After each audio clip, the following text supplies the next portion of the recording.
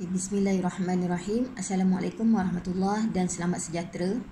Baik, tajuk yang akan kita pelajari hari ini ialah tajuk perpuluhan. Mari kita mulakan. Okey, pertama murid-murid boleh lihat petak 100 di sini. Okey. Baik. Petak 100 ini jika murid-murid kira secara melintang, dia ada 10 petak. Sebab tu cikgu tuliskan di sini ya, cikgu kira di atas ni ya. Ada 10 petak.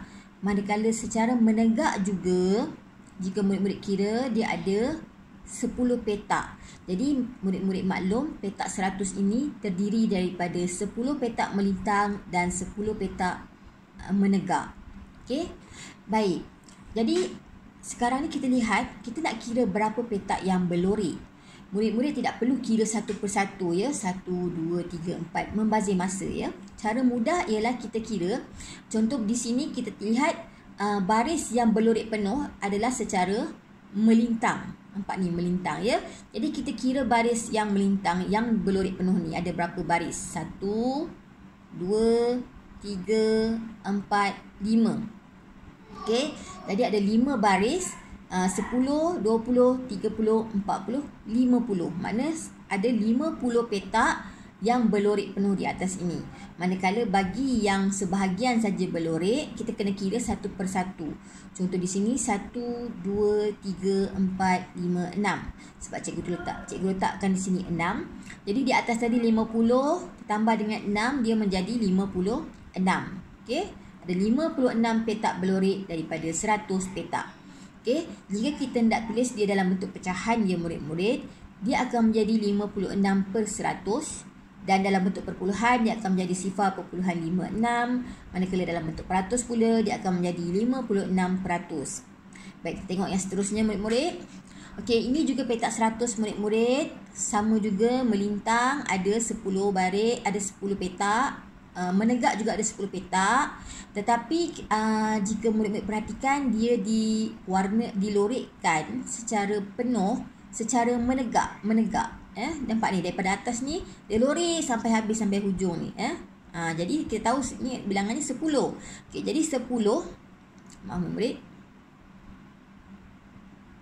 Jadi 10 kira satu persatu ya, mengikut baris menegak. 10, 20, 30, 40, 50, 60, 70.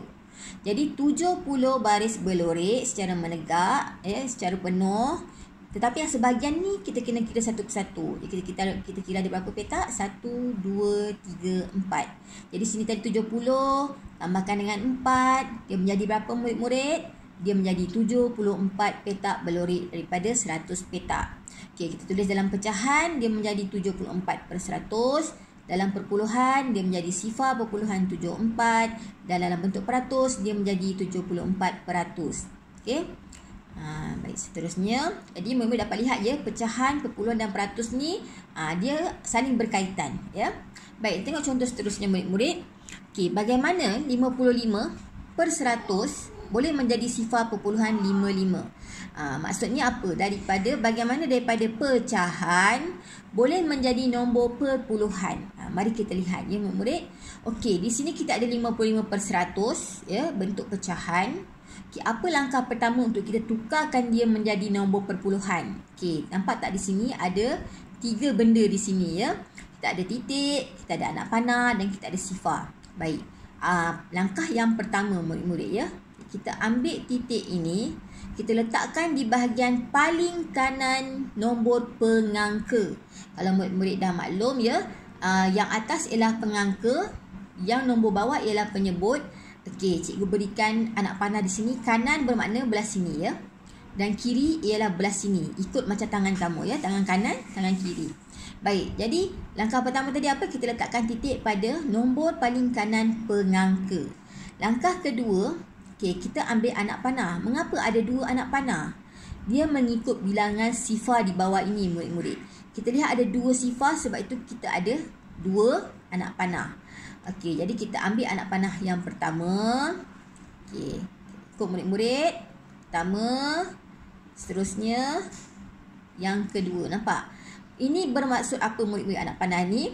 Okey, ini bermaksud petak ini dia berjalan.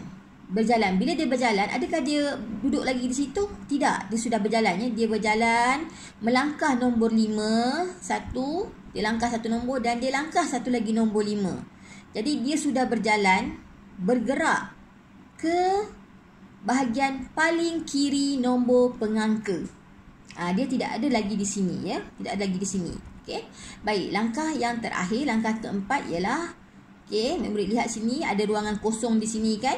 Jadi murid-murid ambilkan sifar di sini dan letakkan di bahagian paling kiri nombor pengangka, iaitu selepas daripada titik perpuluhan mendarat tadi. Ya. Baik, dia bergerak tadi kan? Dia berterbang sini 1 2, dia mendarat di sini ya. Okey. Langkah seterusnya. Soalan seterusnya. Okey, bagaimana 7/10 menjadi sifar perpuluhan 7? Baik, murid-murid. Murid lihat ada satu titik di sini. Ada satu saja anak panah. Mengapa hanya ada satu anak panah, murid-murid? Ya, kerana di bahagian bawah ini hanya ada satu sifar.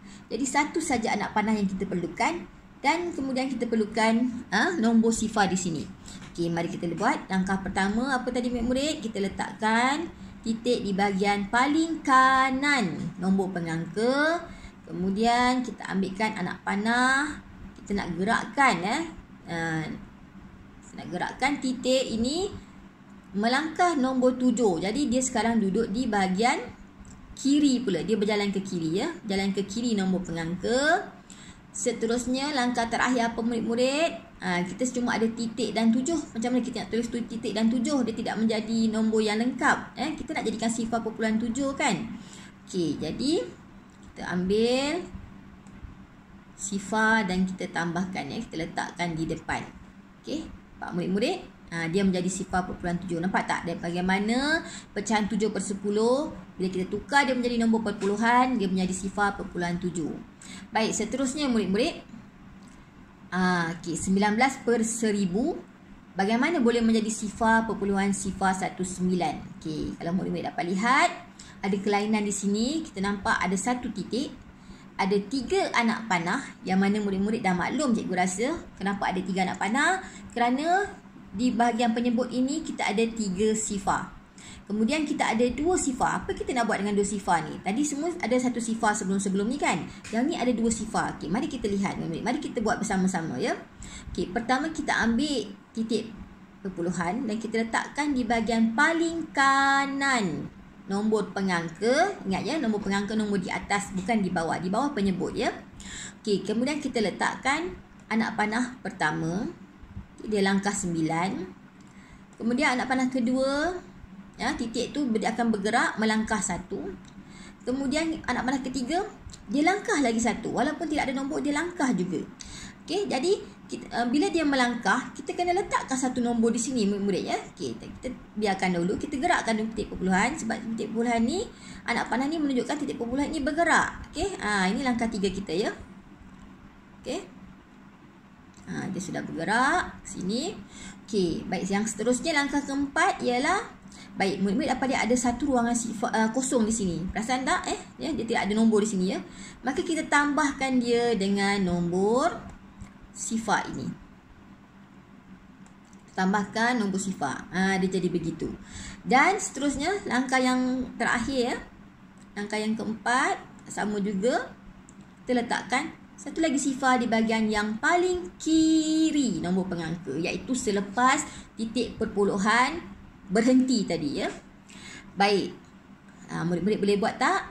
Okey, jika tidak boleh, ada lagi contoh, jangan risau. Okey.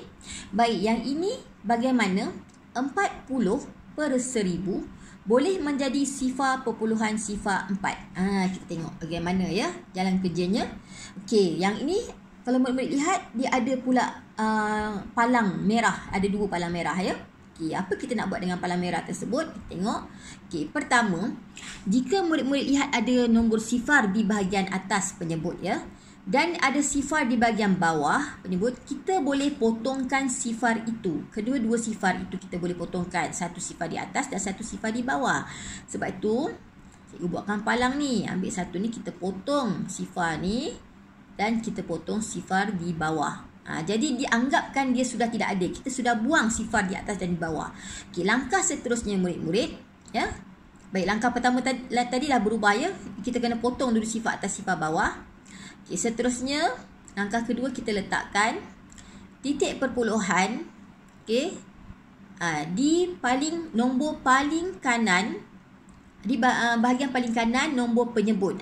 Kenapa tidak letak di belakang sifar cikgu? Kerana sifar cikgu sudah potong. Dia sudah, kita perlu abaikan dia. Kita dah potong dia.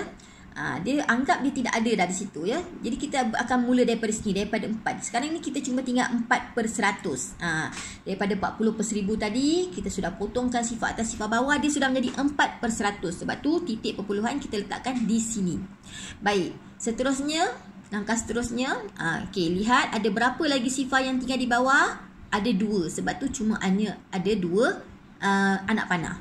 Baik, kita gerakkan ke titik perpuluhan, langkah nombor 4. Kemudian sebab dia ada 2 anak panah, ya, ada 2 sifar, kita kena langkah 2 kali. Walaupun tidak ada nombor di sini, ya, dia langkah juga, dia melangkah 2 kali juga. Okey, jadi seterusnya murid-murid, titik perpuluhan kita sudah bergerak ke sini. Okey, nampak dia berhenti di sini, ya. Baik, langkah seterusnya murid-murid. Langkah seterusnya, langkah keempat. Okay, ni langkah ketiga anak panah tadi, titik perpuluhan tadi, ya. Titik perpuluhan kita sudah bergerak ke sini. Okey, langkah keempat, kita ambil nombor sifar ni, satu nombor sifar di sini. Kita isikan ruangan yang kosong tadi. Dan langkah yang terakhir, kita ambil sifar dan kita letakkan di bahagian paling kiri, ya, paling kiri nombor pengangka, iaitu selepas daripada titik perpuluhan berhenti tadi. Okey, boleh murid-murid?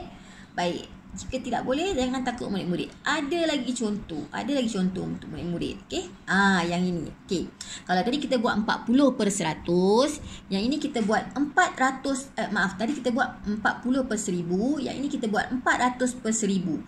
Bagaimana dia boleh menjadi sifar perpuluhan 4? Nampak? Dia punya sifar banyak tapi jawapannya pendek saja, satu saja sifar. Okey, kita lihat kenapa, ya. Baik, yang pertama murid-murid, cikgu dah bagi tahu tadi, sekiranya ada sifar di atas dan ada sifar di bawah, kita kena potong bilangan, sifar di atas dan bawah sama. Jangan potong semua di atas, kemudian nanti awak akan keliru, awak akan terpotong semua sifar di bawah. Jangan buat begitu. Satu persatu, ya murid-murid. Contoh, kita potong 1 di atas, potong 1 di bawah. Nampak? Ni kawan dia di bawah ni. Dia kan satu baris ni, kan? Okey, kemudian potong lagi 1 di atas, potong lagi 1 di bawah. Buat begitu murid-murid. Okey, jangan main potong aja semua, jangan, kan? Nanti anda akan terpotong juga sifar sini, sedangkan dia tidak ada kawan di atas yang dipotong. Ya, yang ada kawan saja kita potong, ya, atas bawah, atas bawah. Okey, jadi seterusnya apa langkah kita? Okey, jadi yang kita potong ini kita perlu abaikan dia, ya. Sekarang nombor kita sudah, pecahan kita sudah menjadi 4/10 saja. Daripada 400/1000 dia sudah menjadi 4/10. Ya, baik, ya, fahamkan betul-betul, ya. Baik, jangan keliru, baik, ya. Okay, pertama kita ambil titik perpuluhan, kita letakkan di sini sekarang. Kenapa tidak di sini? Kerana sifar kita sudah potong. Kita sudah potong dia, okey. Baik, seterusnya, mengapa hanya ada satu saja titik anak panah? Kerana hanya tinggal satu saja sifar di bawah ini. Jadi kita ambil anak panah, okey, kita letakkan ke sini, ya. Dia melangkah nombor 4. Langkah satu kali saja. Okey, dia melangkah ke kiri, ya, ke kiri. Baik, seterusnya anak panah kita ubahkan dia. Kita ubahkan anak panah. Okey. Dia sudah duduk di bahagian kiri, ya, sekarang. Dia dah jalan ke kiri, ya. Baik, dan langkah terakhir kita cuma tambahkan sifar. Jadi dia menjadi sifar perpuluhan 4. Yang belakang ni kita abaikan, ya. Tinggal sifar perpuluhan 4. Okey. Okay, lagi ada contoh lagi untuk murid-murid. Okey. Kalau tadi kita dah buat 400/1000, yang ini 4/1000 pula. Okey, ya. Baik, 4/1000. Baik, ada tak sifar di atas yang boleh kita potong? Tidak ada. Jadi kita terus bermula dengan meletakkan titik perpuluhan. Okey, titik perpuluhan ni kita ambil dan kita letakkan di paling kanan nombor pengangka kita. Kemudian, okey, kenapa ada 3 anak panah? Kerana ada 3 sifar di bawah. Jadi kita letakkan satu persatu ya murid. Baik, 1. Kemudian 2. Dia berjalan, dia langkah sekali, dia langkah 2 kali, dia langkah yang kali ketiga. Okey, anak panah titik perpuluhan sekarang sudah berada di sini ya. Nampak dia berhenti di sini. Baik, nampak tak ada 2 tempat yang ruangan kosong di sini? Apa kita perlu buat? Kita ambil sifar, kita tambahkan di sini. Kita ambil lagi sifar, tambahkan di sini. Nampak? Kita isikan ruangan kosong tadi. Ruangan kosong tadi kita isikan. Dan akhir sekali kita letakkan sifar selepas daripada titik perpuluhan berhenti tadi ya. Itu paling kiri. Paling kiri di sini. Jadi dia menjadi sifar perpuluhan sifar 4. Okey, boleh murid-murid? Baik, akhir sekali katalah murid-murid diberi 4,000 bahagi dengan 1,000. 4,000 per 1,000. Okey, bagaimana boleh menjadi 4? Okey, pertama murid-murid, nampak ada banyak sifar kita boleh potong ya. Baik, 1 atas, 1 bawah. Ingat cikgu pesan, potong 1 atas, 1 bawah. Jangan potong 2, 3 atas, baru nak potong bawah. Jangan, keliru ya. Nanti anda akan keliru dan mudah melakukan kesilapan. Potong atas, potong sifar di bawah, kita potong sifar di atas, dan kita potong sifar di bawah. Okey, jadi dia cuma tinggal apa murid sekarang ni? 4 per 1. 4 bahagi 1. Okey. Baik. 4 per 1. Kita tidak perlukan ini semua ya. Kita tidak perlukan ini semua. Okey. Ini semua kita tidak perlu. 4 kerana apa? 4 per 1 sama bermaksud dengan 4 bahagi 1. Okey. Sama saja maksudnya dengan 4 bahagi 1. Jadi 4 bagi 1 berapa? Jawapannya ialah 4. Cikgu tersilap di sini ya. Maaf ya. Ada sedikit kesilapan di sini. Okey, cikgu betulkan. Okey. Dia menjadi 4. Dia menjadi 4 ya. Okey, dia menjadi 4. Baik, seterusnya murid-murid. Okey, jika anda diberi 1/5 per 5 per 100 dan diminta tukar kepada perpuluhan. Nampak? Kita ada pecahan nombor bercampur. Kita ada nombor bercampur. 1/55 per 100. Okey, kita nak tukar menjadi nombor perpuluhan. Bagaimana caranya? Okay, jangan takut murid-murid ya. Jangan takut dengan soalan. Fikirkan betul-betul. Okey, pertama kita abaikan dulu 1. Kita ambil 55 per 100. Murid-murid tahu kan bagaimana nak tukarkan 55 per 100 kepada perpuluhan. Jadi kita sudah belajar di sini tadi ya. Sudah belajar di sini tadi. Nampak bagaimana 55 menjadi 55 per 100 menjadi sifar 55. Okey, jadi kita tengok balik sini tadi. Okey, tahu tadi kan? Boleh rujuk nota tadi ya. Okey, 55 per 100 sudah menjadi sifar 55 bila kita tukarkan kepada nombor perpuluhan. Okey, tetapi jangan lupa kebanyakan murid dia suka lupa dengan nombor 1 ni ya. Okey, nombor 1 ni dia tidak hilang begitu saja ya murid-murid. Kita akan letakkan dia